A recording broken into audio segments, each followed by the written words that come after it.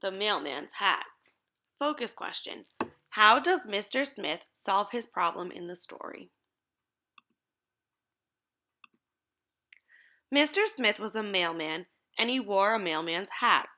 He carried a pouch full of letters for the people on Due Melahn Way. He also had a whistle that he would blow at every stop. When the whistle blew, people would come out of their homes to see if there was mail in their boxes. But there was one house where the whistle didn't blow. A dog named Duffy lived there. Duffy loved to bark and bite. Each day, Mr. Smith would tiptoe up the walk to the house where Duffy napped. Trying not to make a sound, he would put the mail in the box. Duffy was a very light sleeper. He would wake with a bark and a snap. Then he would chase Mr. Smith off the porch and down the block.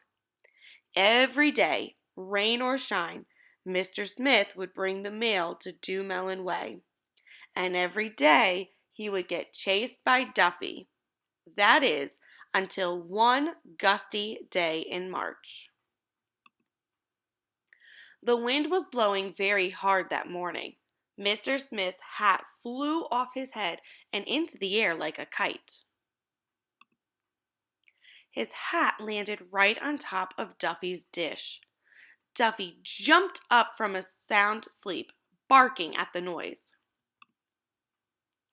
Mr. Smith was sure that Duffy would chew his hat to shreds and that he would be a mailman without a hat. But he had an idea. When Mr. Smith came to the porch, Duffy was waiting. He had the mailman's hat in his mouth.